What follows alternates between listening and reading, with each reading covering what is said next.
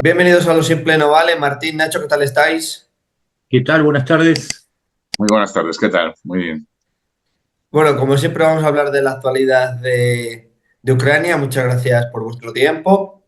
Vamos a empezar por el frente militar, como estáis viendo también en Kursk y Donetsk. Martín, empezamos por ti. ¿Cómo lo estás viendo?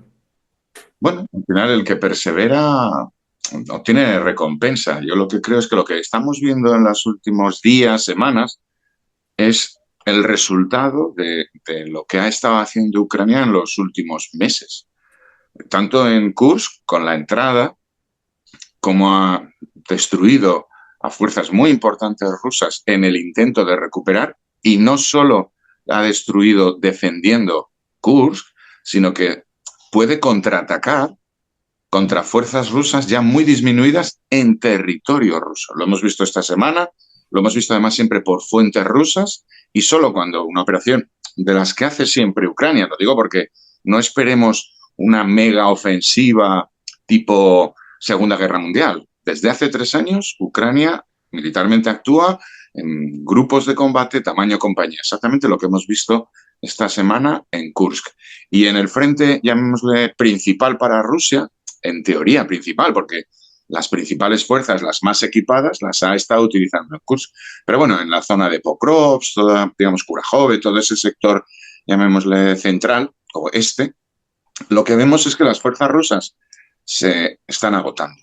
El proceso que empezó en Avdiivka en octubre de 2023, es que llevamos 17 meses de ese lema propagandístico, Rusia avanza, y todos estos meses hemos ido viendo cómo se degradaba ese ejército ruso.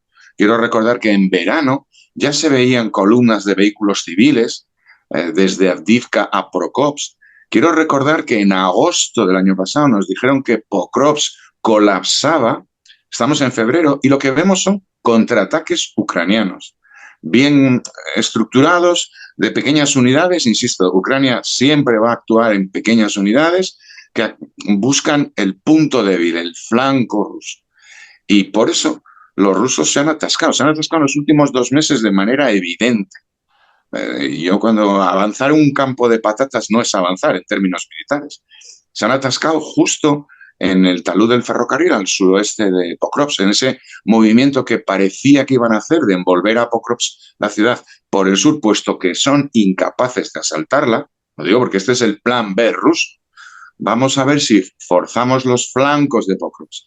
Y se han atascado. Y no solo se han atascado, sino que están siendo atacados porque tienen sus líneas muy extendidas y sus fuerzas muy gastadas. Y esta es la realidad que se ve en el campo de batalla. Y es una realidad que se ve porque hay un proceso de desgaste del ejército ruso. Hay que entender bien todo este tiempo, todo lo que ha perdido Rusia, todos esos tanquecitos, camiones, blindados, ladas, que hemos ido contando y geolocalizando día a día desde hace meses, al final dan un resultado, que es lo que estamos viendo ahora. Nacho. Sí, la verdad es que hay algo que está pasando que se van alargando los tiempos. Yo recuerdo que con Bakhmut estuvimos 2 o 3 meses relatando lo que era la caída de la ciudad. Y hoy estamos hablando de meses y meses y meses, y los avances a lo sumo están logrando, sí, 4 kilómetros por mes. Y mientras tanto, en el frente de Kursk, en un solo día, una ofensiva ucraniana avanzó 5 kilómetros. Vamos a insistir hasta que se entienda.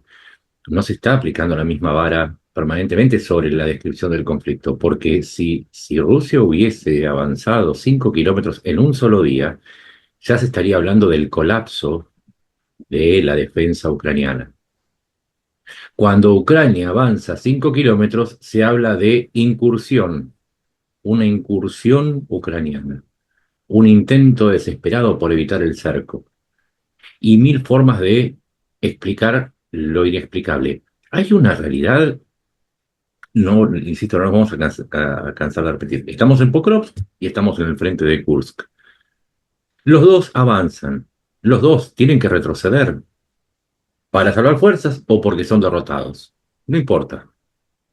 En el balance de fuerzas hay uno que está perdiendo 4-1. Y en esto siempre digo, las matemáticas no son políticas. A veces uno escucha cosas como vos sos pro-ucraniano. Suponete suponete que lo fuese. Suponete. Dame números. Dame números para revertir la idea de que Rusia ya pasó los 20.000 vehículos perdidos. Y se acerca cada día más a los 4.000 tanques. Y repito lo que dije en otras oportunidades. ¿Acaso el ataque sobre Kiev en marzo del 22 no fue hecho con 1.600 tanques? Entonces los números están ahí. Los números están ahí. ¿Cuál es la consecuencia de todo esto? Y es que en esta doble vara, lo que seguimos viendo es que no se está presentando, no se está describiendo la guerra como lo que es. Volvamos al principio. Si nos estamos acercando al tercer aniversario del inicio de la guerra. Vamos haciendo un prebalance. Rusia, el segundo ejército más poderoso del mundo, atacó al que junto con Albania era el país más pobre de Europa, con un ejército que venía siendo derrotado desde el 2014, al que le tomó el 33% del territorio y hoy está en poco más del 18,42% del territorio, es decir, tuvo que retroceder Rusia, no llegó a Kiev. Es más, Ucrania tomó un pedazo de Rusia, lo sostuvo. Se suponía que, como le dijo Gerasimov en su momento, no fue Gerasimov, no importa, fue un altísimo funcionario le prometió a Putin en 48 horas, está solucionado. Se cumplieron 6 meses y 5 días. Cierro con esto. ¿Cuál es la consecuencia de esta doble vara? Y si quieren ahora, Martín, pasamos a la parte política. En la medida que se siga diciendo que Ucrania está condenada a perder y Rusia está condenada a ganar, los alineamientos políticos que favorecen que Ucrania sea asistida o que Rusia sea obedecida se van definiendo.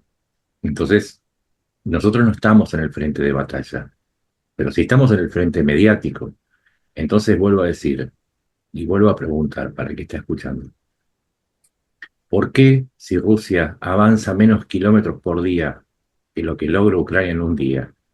¿Por qué si está empantanada en Pokrovsk hace 8, 9, 10 meses?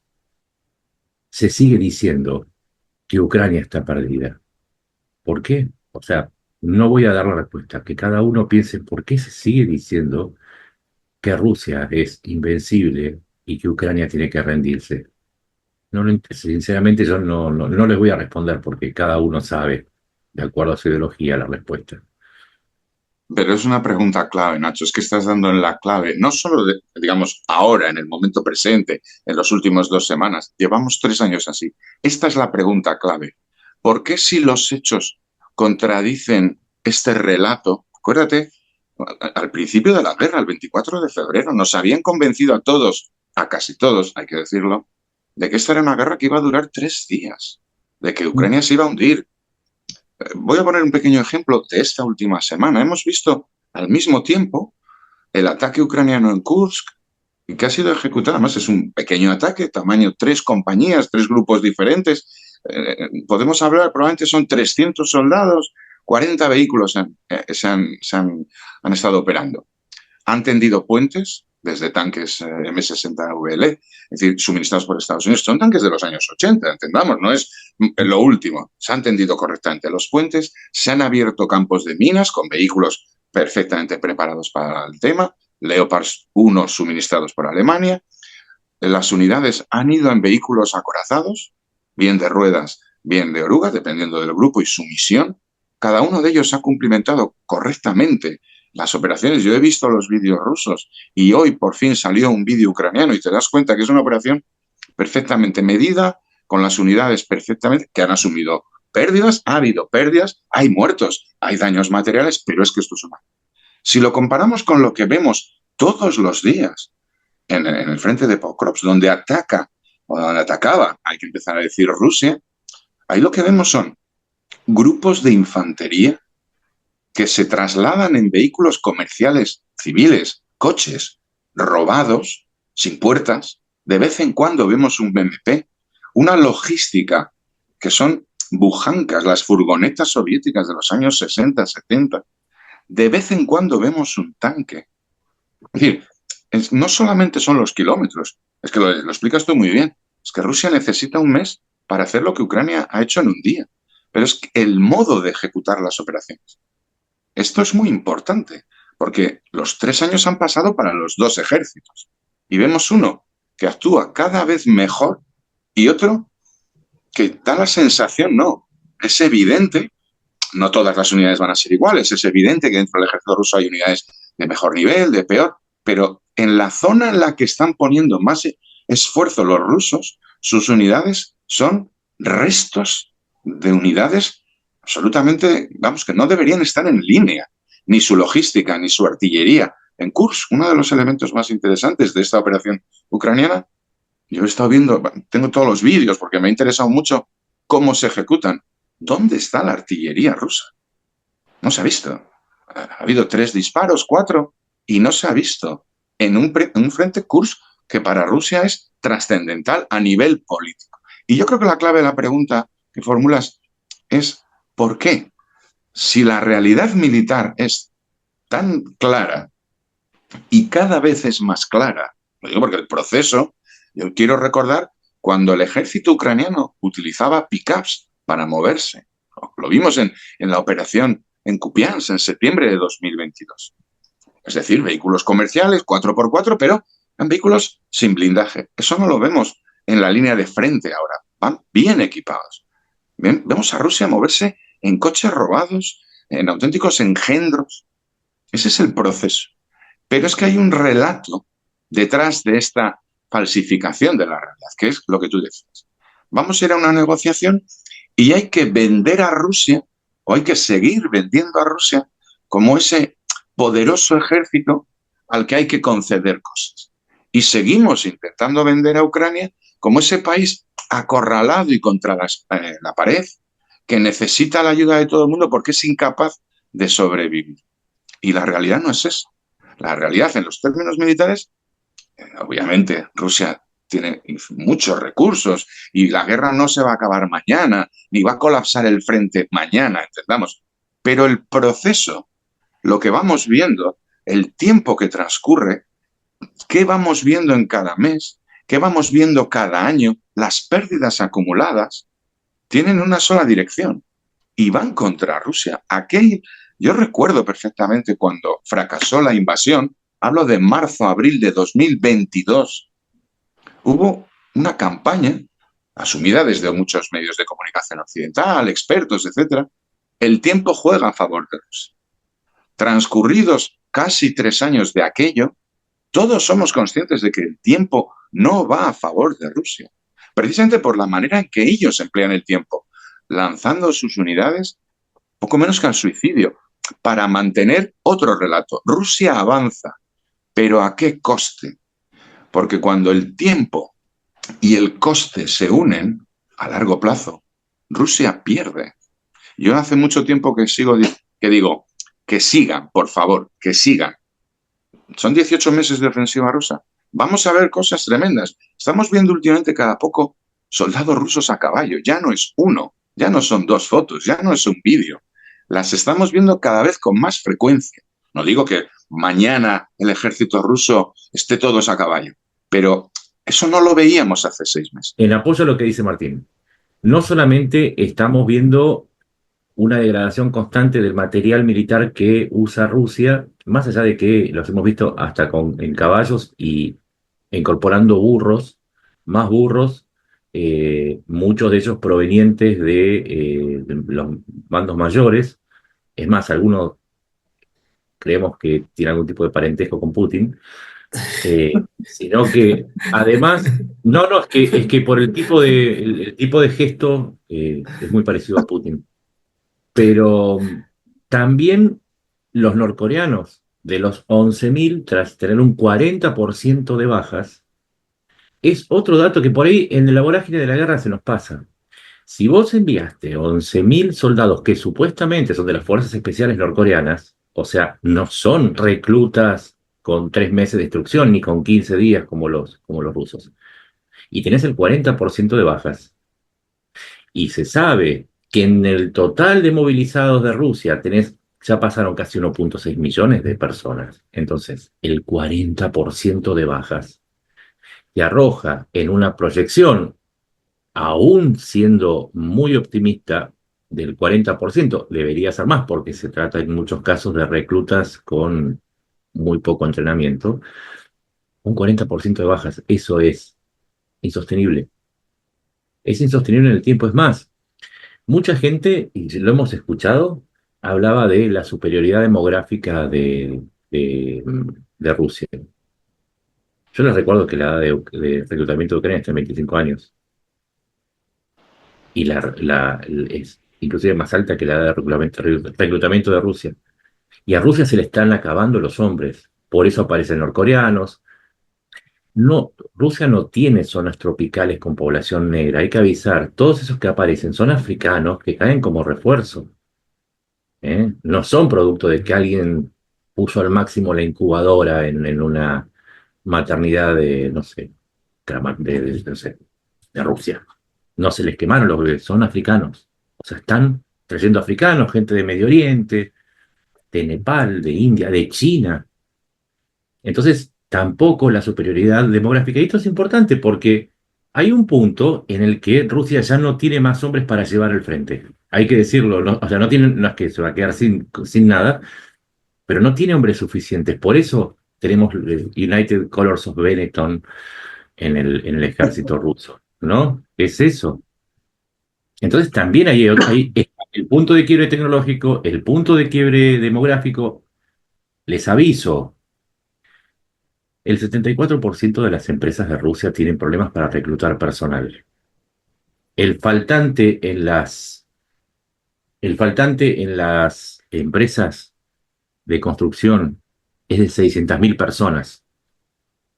O sea, desaparecieron millones de personas por las bajas, por los exilios y porque tuvieron que ir a parar a la industria de defensa que consume ya más de 3,4 millones de personas. Entonces, en la medida que pasa el tiempo, y esto es lo que el señor Zucaritas, el enviado de Trump, no está considerando. Rusia es, quizás hoy, la que tiene mayor urgencia, porque a diferencia de lo que se supone que por sus recursos, por su población, Rusia, no. Ucrania, en la misma situación, porque también tiene 7 millones de personas fuera del país, pero tiene algo que no tiene Ucrania, es una que retaguardia no tienen occidental. Rusia. Bueno, tiene algo que no tiene Rusia, que es una retaguardia en Occidente. Y un reemplazo de lo que es el uso intensivo de mano de obra, ¿sí? El uso extensivo de mano de obra de grandes oleadas de soldados por tecnología. O sea, en lugar de mandarte 50 tipos a pie, te los manda adentro de los Bradley, de los Marder, acompañados por tanques. Y entonces, consecuencia, y esto no es magia, tiene menos bajas. O sea, no es lo mismo mandarlo en una furgoneta o en un camión que no tiene ningún tipo de protección que mandarlos dentro de un Marder o de un Bradley. Y eso es sentido común. En definitiva, lo que quiero decir es, y apoyando lo que decía Martín, es una cuestión de sentido común y de mirar la guerra desapasionadamente. Yo no oculto mi deseo de que se haga justicia y que Rusia sea expulsada de Ucrania porque soy más bien amigo de las cosas bien hechas y de las cosas justas. Eso no me impide mirar objetivamente. Hay cosas que sí, Ucrania tiene falencias, le tocó ser más chico que Rusia, particularmente esas, pero el resto de los hechos. O sea, ¿cómo me explicás vos los videos donde hoy se veían, o de las semanas anteriores, rusos yendo al combate en muletas? Hoy se veía uno arrastrándose, que es, o sea, una persona que no podía caminar, ¿cierto? Al frente. Y esos son datos objetivos, no es que va más allá de la preferencia que tenga uno por las cosas bien hechas o no, o del rechazo a masacres como la de Bucha e Isium. Son datos de la realidad. Cierro con esto, para darte el pie vos, San Martín. Todo el mundo está esperando que llegara Trump eh, y solucionara la guerra. Llegó 20 días y no pasó nada. La realidad es que no está pasando nada. Y esta guerra va a depender de lo que hagan los ucranianos y lo que hagan los europeos. Y hay que empezar a prescindir un poco de esa mirada de Trump, que convirtió su país en una tierra rara para la democracia, al ir a pedirle tierras raras a Ucrania, a cambio de funcionar como una especie de guardaespaldas. Cierro con esto. América está perdida, se cambió valores. Sí, sí, cambió los valores. Sí, sí, Es estoy posible. totalmente. Hay un problema en Europa, yo lo digo porque yo me siento muy europeo vamos, si tengo que definirme de alguna manera lo haría así. Y es que no nos damos cuenta en Europa que esta es una guerra europea, en primer lugar. Y no se puede hacer depender una guerra europea de agentes extranjeros, por decirlo así. Ay, el otro día había unas conferencias muy importantes de gente muy interesante y había un alemán que planteaba la posibilidad de enviar, bajo la fórmula de fuerzas de interposición o de paz, a unidades chinas para interponerse entre los rusos y los ucranianos. Y le contestaba, él es un americano que vive en Alemania desde hace muchos años y además le contestó en alemán. Le dije, no puede haber un concepto más desastroso para Europa que tener que recurrir a chinos para resolver un conflicto europeo. Es decir, pensemos que la Europa que estamos hablando es la Europa que hace 80 años resolvía los conflictos por el mundo. O sea, digo 80 años y 60 y 50. Esta pérdida de la concepción europea como elemento central es importante. Y luego hay una pérdida de la referencia americana. Es verdad. Es decir, yo ya hace mucho tiempo dije, con Trump vamos a vivir un sube y baja constante. Lo que no vamos a vivir es que firme él un decreto y se acabe la guerra. Eso solo cabe en la cabeza de los MAGA. Ya hemos visto y va a pasar meses. Y vamos a vivir un sube y baja porque según vayan las negociaciones, y no creo que tengamos que enseñarle nada a negociar, ni a rusos ni a ucranianos, básicamente porque desde hace ya muchos años los grandes jugadores de ajedrez suelen venir de por ahí. Entonces, no me parece a mí que sea gente que no sepa negociar, que no tenga una visión clara de lo que quiere y de cómo conseguirlo. Entonces, son negociadores duros, lo mismo que son gente dura en la vida. No van a dejarse convencer fácilmente, no son tontos, ni unos ni otros. No va a venir un señor a enseñarles cómo es la vida. Va a ser una negociación dura, larga, y va a venir directamente vinculada a lo que ocurra en el campo de batalla. De hecho, la negociación es el resultado del campo de batalla. De hecho, todo lo que hemos visto, es mi opinión, en los últimos 15, 18 meses por parte de Rusia, esta ofensiva de Rusia, era parte de la negociación rusa. Era su manera de ir a la negociación.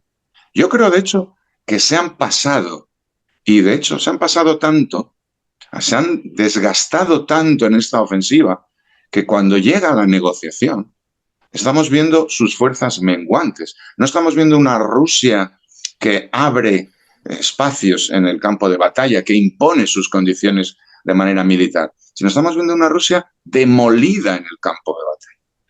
Yo creo que los tiempos no han acompasado a una estrategia de negociación. Putin estaba atacando Ucrania para sentarse en una negociación desde una posición de fuerza. Y Ucrania ha desgastado tanto a Rusia que cuando llegue la negociación, esa Rusia que quería utilizar el campo de batalla como inercia para la negociación, se va a encontrar débil en el campo de batalla. Y eso va a ser muy interesante. Y luego, y yo creo que esto tenemos que ser todos sensatos, cuando vamos a una negociación, yo creo que hay que ser honrado, ninguna de las dos partes puede pretender obtener sus máximos. Es decir, sabemos cómo negocia Rusia, que es yo lo quiero todo y una vez que lo tengo todo, negociamos tus condiciones. Este es el modelo grómico de negociación, es el modelo soviético de negociación. Para negociar me tienes que reconocer lo que yo quiero y luego, cuando nos sentamos a negociar, negociamos la parte tuya, un poco particular. Pero esto también vale para Ucrania. Yo creo que digamos, en la esfera ucraniana, en la sociedad ucraniana, entre las personas que estamos a favor de Ucrania, tenemos que tener claro todos, porque si no va a haber gente que se lleve un chasco al final y va a producir frustración. Que cuando uno va a negociar, tiene que asumir pérdidas, tiene que negociar, tiene que asumir renuncias. Si se quiere negociar, hay que asumir esas renuncias. Y si no se quiere renunciar, la única vía es la victoria militar aplastante. No hay muchas más opciones. Esa es la realidad. La cuestión es cómo se gestiona, digamos, la parte militar y cómo se gestiona la negociación. Y aquí yo creo que va a haber múltiples facetas. Va a haber gente que se enrosque en el reproche a los que negocian, porque no se obtiene lo que quiere o porque nada le parece suficiente. Bien, es una fórmula, el reproche como negociación, el lloro, por decirlo de una manera.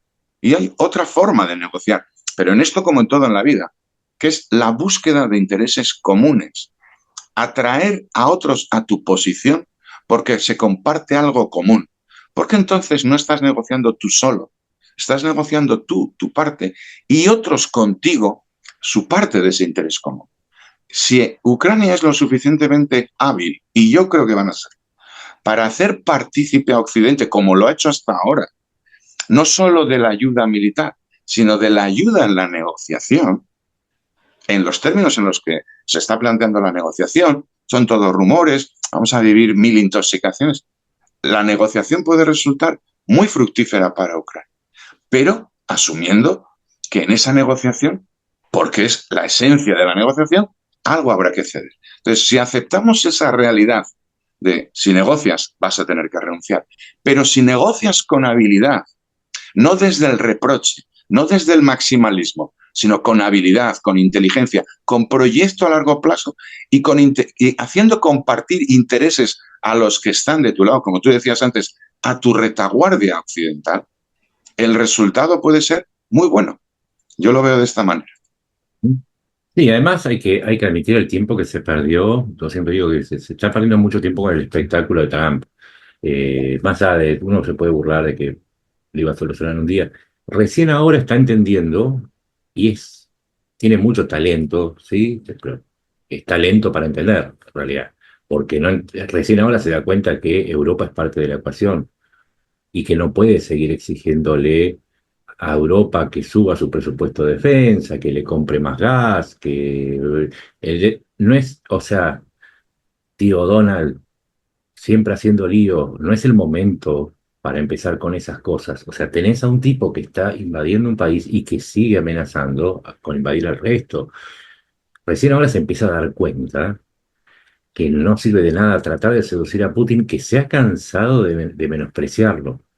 A mí eso es lo que me llama mucho la atención de la gente, de los seguidores de MAGA, que dicen basado cuando, no sé, firma una cosa o le cambia el nombre al Golfo o negocia con amenaza con el canal o con Dinamarca, pero no dan cuenta, y de nuevo la doble vara, no dan cuenta de lo humillante que es el trato de Putin hacia Trump, y que si no logró resolver la guerra en un día, es por Putin, porque era muy sencillo resolverlo en un día, es decirle a Putin, voy para el lado de Ucrania, le voy a dar hasta, no sé, hasta soy capaz de mandar a Kanye West a Rusia para que termine con todos ustedes, o sea, considerándolo una basura tóxica, ¿no? Eh, en un día podía terminarlo, pero Putin se la ríe, se le burla en la cara, le cambia siempre le cambia, es al único, y esto me llama mucho la atención, el único que se cree las líneas rojas de Putin a esta altura es Trump. O sea, el resto no le cree. Y Trump se está dando cuenta, como le ha sucedido muchas veces, que se equivocó al tratar, era todo amenazas a Ucrania, amenazas concretas y realizadas. Voy a un dato, a veces siempre digo, a mí muchas veces me resalta más lo que falta que lo que está. Desde que asumió Trump no anunció un nuevo paquete de ayuda a Ucrania. No hay más ayuda para Ucrania. Pero sí hay ofertas para Rusia. Le vamos a bajar los aranceles, vamos a sentarnos, voy a hablar con vos, somos grandes amigos, tenemos muy buena relación. Y Putin se le sigue burlando. ¿Se podría haber terminado esta guerra? Tranquilamente. Voy con un detalle. Siempre Trump dijo, "Ay, dicen que yo odio a Trump, pero yo no lo odio. Es una cuestión de que quizás hay demasiada admiración y la objetividad queda demasiado, el centro queda demasiado lejos de los extremos. Si es cierto lo que decía Trump, que con él Putin no hubiese invadido porque Biden era un pusilánime y a él Putin lo respetaba, entonces, una vez que asumió, ¿por qué no se retiró? Correcto. Ahí sí te puedo decir, usando las palabras de Trump, sí, la podrías haber terminado, pero no la estás terminando. Y ahora te empezás a dar cuenta que no se trata de Putin, sino que se trata de la seguridad de Europa. Y que hay algunos acuerdos firmados que hacen que tengas que salir a defender a Europa si la ataca Putin, que va a ser lo que va a pasar si Ujú. dejas que Putin salga indemne o se rearme. Entonces, cierro con esto. Estuvimos esperando, yo no esperaba el 20 de enero. Honestamente, voy a ser honesto. Yo siempre pensé que Putin estaba vendiendo humo. Perdón, que Trump estaba vendiendo humo. Y que su objetivo era llegar a un acuerdo que ya tenía semipactado con Putin y que Putin había hecho una apuesta muy fuerte de malgastar todo lo que tuviese con dos objetivos: hacer un avance importante tanto en Donetsk como Zaporilla y en el norte, y también desalojar a Ucrania de Kursk. En esas condiciones estaba todo perfecto para que Trump dijera congelados y cada uno en su lugar. Zelensky le arruinó el plan. Eso es lo que yo leo hasta ahora. O sea, dijo, lo lamento, pero yo no tengo la edad de ustedes, yo tengo más tiempo en este mundo y las cosas no van a funcionar así en adelante. Ese es el más grave problema. Yo creo que Trump y Putin se entienden, pero que Putin entiende mucho mejor a Trump de lo que el propio Trump se entiende, porque a diferencia de Trump, no es narcisista, sino que es un perverso en todas las de la ley, y son personas diferentes. Sí, sí, sí, no, estoy totalmente de acuerdo contigo en cuanto al análisis, porque el análisis psicológico, por decirlo así, de los personajes es muy importante. Es decir, a veces tendemos a verlo todo como grandes conceptos y hay que pensar que esta gente son personas y que muchas veces se mueven por temas personales, por experiencias personales, eh, digamos, por psicología, por su psicología actúa a favor o en contra. Yo sí Aparte, creo que hay... son gobiernos de hombres fuertes, que eso es lo que la Ah, gente no importa. O sea, Trump tiene la mayoría en el Congreso. La Duma es más o menos el canil de Putin. Entonces, toman una decisión y se hace. Por eso es tan importante entender el perfil de cada uno de estos hombres fuertes de la política. Pero, exacto, pero hay algo que juega a favor de Ucrania en esta cuestión, digamos, en esta parte del análisis, ¿no? En el personalismo, en qué hay detrás de cada una. Y es, en el caso de Putin, es una persona que nunca va a ceder en nada. Si se analiza a lo largo del tiempo, él es incapaz de ceder. Cada logro son sus mínimos. En la negociación que va a llegar ahora, yo antes decía, Ucrania tiene que asumir, o los ucranianos tienen que asumir que si vamos a una negociación, algo va a haber que perder. Yo no sé qué, no sé, no lo puedo precisar. No sé si van a renunciar a territorios, a condiciones, no lo sé, pero que el resultado de una negociación siempre es ceder algo, lo sabemos todos. El problema para mí es, digamos, más complejo en el caso de Rusia. ¿A qué va a ceder Rusia? A los territorios no va a ceder, porque Rusia, digamos, la mentalidad de Putin es nunca ceder territorios. Esta es una guerra territorial. Él busca llegar a la frontera occidental del imperio ruso. No va a ceder hacia Oriente. Él no va a renunciar a Zaporilla, no va a renunciar a Lugansk, no va a renunciar a terreno, por decirlo así. Él asume que eso ya es suyo, de hecho. Claro. Digamos, en su mentalidad es innegociable. Es decir, oía hoy a Zelensky que lo lógico sería intercambiar el territorio de Kursk por territorio. Parece que hay una lógica en eso. Esto es inimaginable en el caso de Putin. Putin va a plantear que se le devuelva Kursk, punto.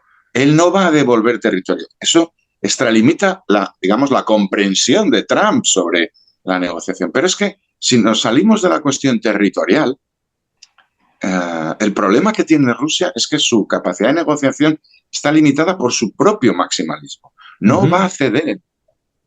Pone en Sí, cuestión a la figura de Zelensky no, porque pone en cuestión al país. Sí, sí, dime. sí, no, te iba a decir que además yo escucho no, porque es la teoría del sombrero roto y del, no sé, y del lagarto que salta. A ver, esas son teorías de negociación. Acá lo que importa es lo que vos decís.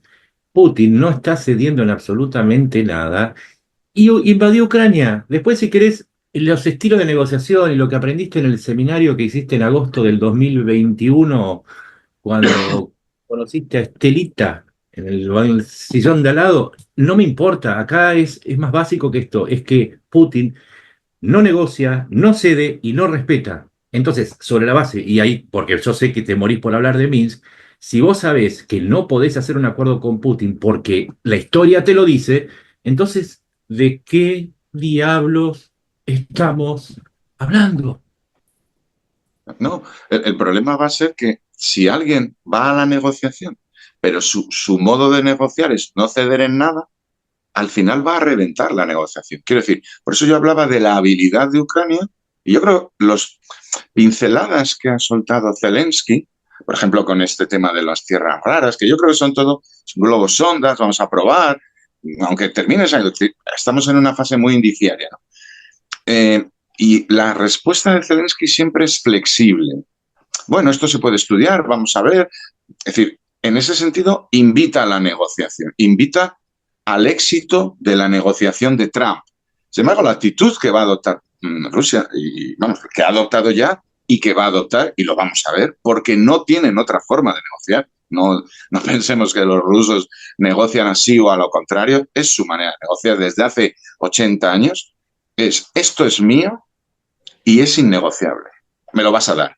Y luego vamos a ver lo que te dejo a ti.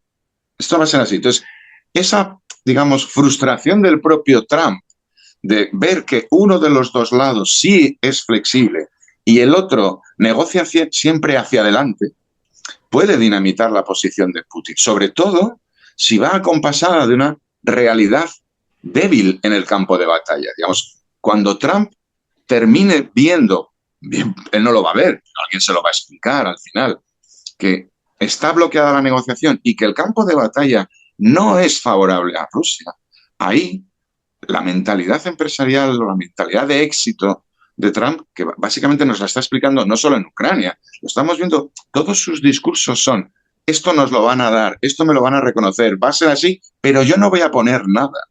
Estamos viendo en Gaza. Ha decidido que eso se lo van a dar a él personalmente. Es decir, este tipo de mentalidades que obtienen un éxito sin coste, le van a llevar a que si el problema de no poder obtener porque alguien se lo niega, y va a ser Rusia, va a buscar la salida fácil, porque él busca la salida fácil. Ujú. Sí, y además, lo que decía, si vos vas por la vía negociadora, ¿no? Con alguien que no cumple los acuerdos, recordemos, la invasión se monta sobre el incumplimiento del acuerdo de Minsk.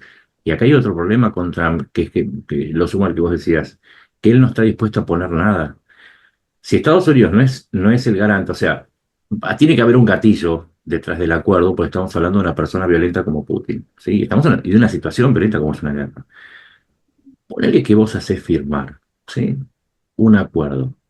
¿Dónde está la garantía de que se cumple? Si no cumplieron ni Budapest, ni Minsk, ni nada.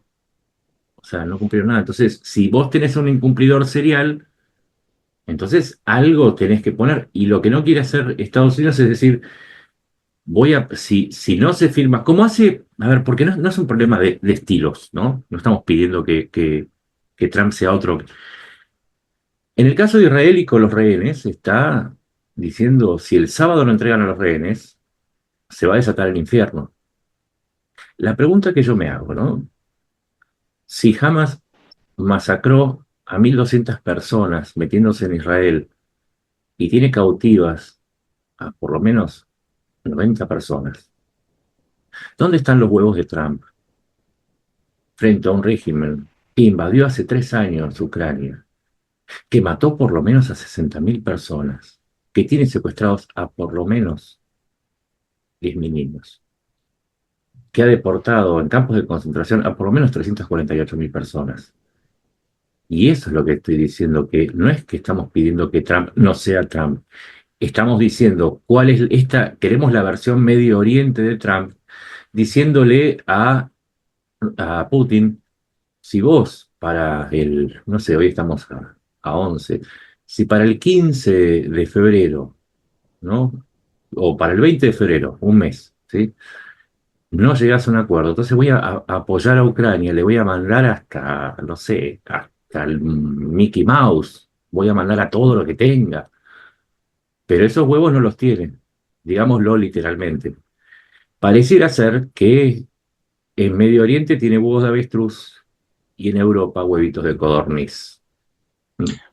Hay un elemento, digamos, en esas diferencias, porque hay un rasero completamente distinto en su tratamiento, digamos, del conflicto con los palestinos, con Gaza, respecto a Ucrania.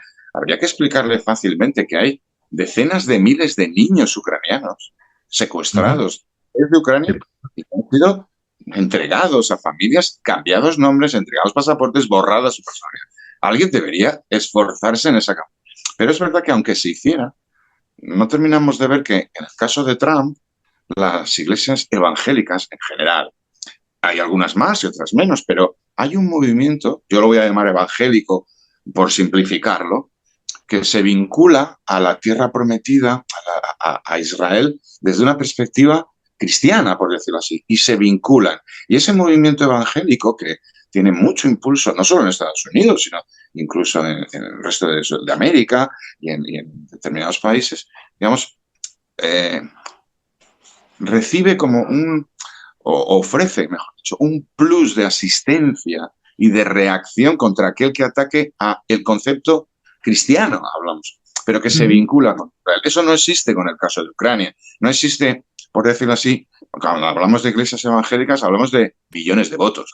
Es decir, no Ujú. es que el pastor de no sé dónde o el pastor de no sé cuál. Es decir, cada uno habrá 100.000 iglesias evangélicas y habrá algunas que sean de un lado y de otro. Pero en general, el poder digamos, de las iglesias evangélicas en Estados Unidos se vinculan especialmente a esa idea cristiana, casi referencial, casi, llamémosla, del paraíso de Israel como lugar de nacimiento de Cristo. Entonces, identifican el país Israel como digamos, su paraíso cristiano y se vinculan inmediatamente con Israel y eso explica, al margen de otras cuestiones, ese apoyo incondicional que resulta casi a veces desproporcionado, ¿no? Vamos, que yo deseo, ojalá mañana mismo liberen a los rehenes, entendámonos, pero parece un poco exagerado si lo comparas de este afán, se va a desatar el infierno en Gaza, lo voy a desatar yo, si a las 12 de la mañana no se liberan a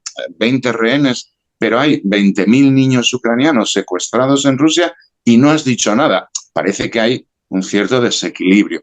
Yo lo explico, o lo explicaría, o se me ocurre explicarlo, desde esa vinculación, llamémosle pseudoemocional, casi religiosa, entre las iglesias evangélicas y su enorme poder, digamos, de aglutinar votos a favor del movimiento MAGA o republicano con Israel, que no existe con Ucrania.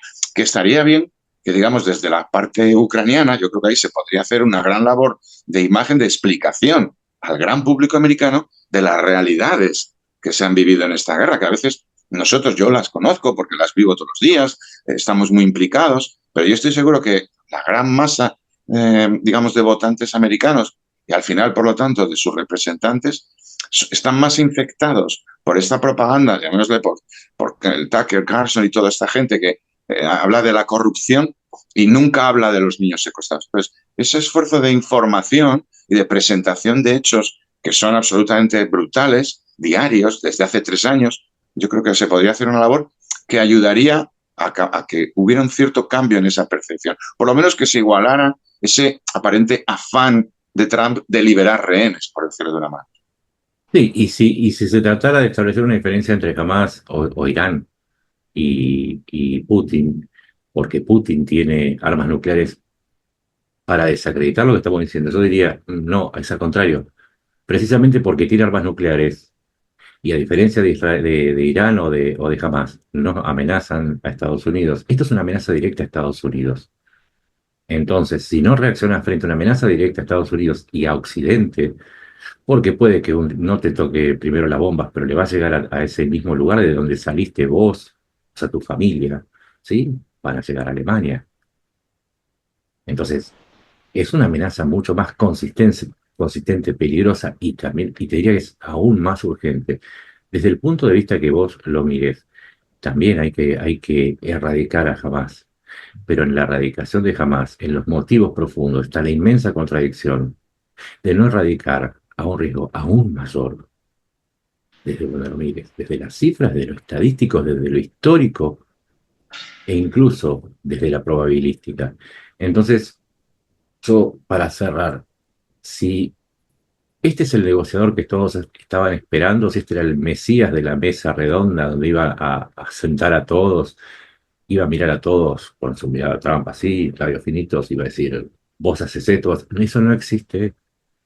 Eso no existe, y no, y menos aún con un señor que te está boludeando hace meses, con un señor que no cumple los acuerdos. Entonces, en lugar de pensar en tierras raras, empezá a enviar armas, empezá a asumir, creo que ya tiene edad, ¿no? Como para asumir la realidad. ¿Mm? Quizás esta adolescencia tardía no lo está dejando mucho, pero ya está, o sea, a tu edad no te diste cuenta que tenés un tipo que te está estafando. Entonces, si, no, si lo vemos todos, ¿sí? Está a la vista. Y si no te ayuda, si no te das cuenta, a ver, es una forma muy sencilla. Si está Tucker Carlson de aquel lado, entonces, y vos estás de aquel lado, estás del lado equivocado. Si está Putin de aquel lado, entonces estás equivocado. Si Rusia apoya a Irán, que hizo la masacre a través de Hamas, estás del lado equivocado. Hombre de Dios, 80 añitos. Bastante huevón sos para no darte cuenta que la solución no es sentarte a acordar, sino acordarte de poner los huevos de mismo tamaño en todos lados y de ser la misma persona en todos lados. Porque si no, vamos a pensar que además de la edad, tenés un problema de personalidad que depende del lugar, como el camaleón, ¿no? Adopta una coloración distinta. Y esto no es el anti-Trump, es, por favor, Europa va a apoyar a Ucrania, sin dudas. ¿Alcanza? Quizás no, quizás sí, pero de seguro que con Estados Unidos se puede terminar de derrotar a este cáncer, este tumor que es el Putin imperial. Es ahora o la metástasis cuando, no sé, cuando se postule tu hijo varón para la presidencia, pero que va a llegar si no lo combaten ahora, es después, es una generación después, pero va a llegar. Estoy Yo no sé. enojado con, bueno, sí.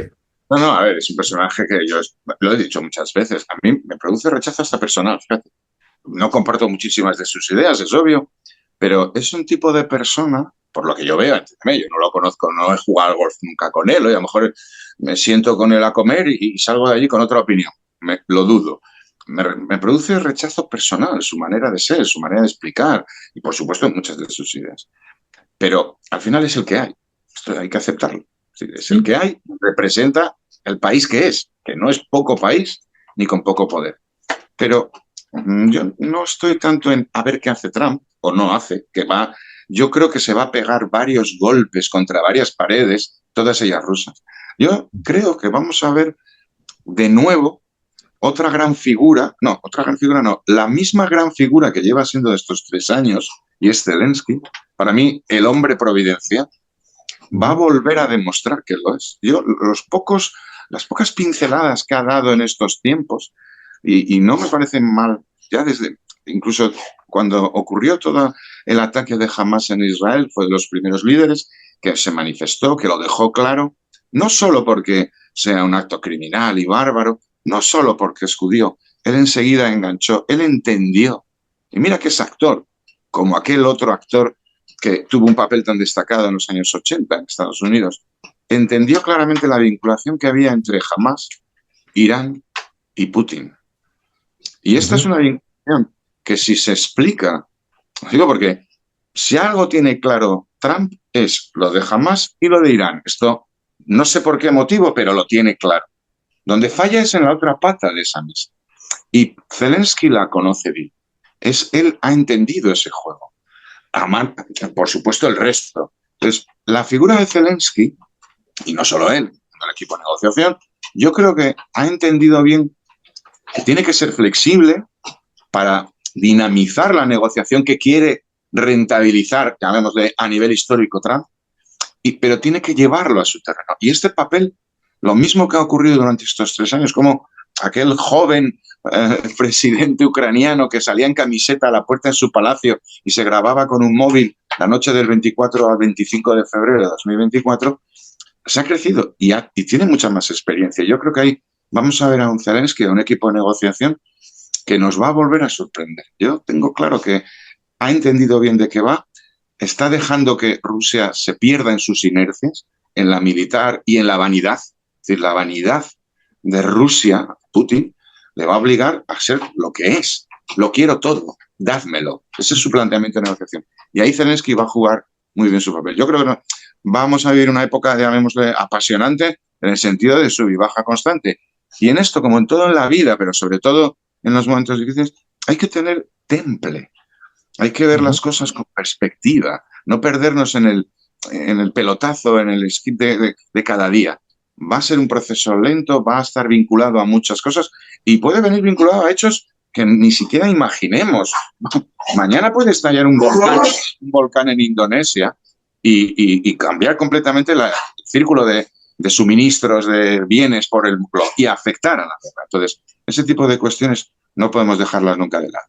Sí, y aprender también a hacer los análisis sin el factor Trump, porque puede ser también que Trump siga mostrando una inefectividad absoluta en términos concretos, porque el bla, bla, bla, sí, yo me voy a juntar con vos, todo eso no tiene un efecto sobre el campo de batalla, ¿sí? Lo que tiene efecto es lo que le están enviando a Ucrania, ¿sí? Y lo que le envían a Rusia. Y hacer los cálculos también sin el efecto Trump, porque quizás a veces son más realistas y son preparatorios para que, como vos decís, mañana Trump se levantó y dijo, mi género es otro y me gusta Putin y lo ves volando a Moscú. Y puede pasar, porque Trump es eso, es una ruleta.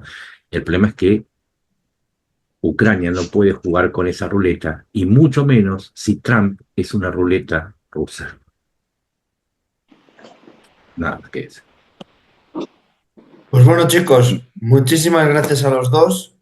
No sé si hay alguna cosa más. Si no, nos Tengo vemos aquí otro día. un perro que no sé por qué hoy se me ha pegado aquí. Estaba escuchando a Nacho. Y venga, que está aquí insistiendo.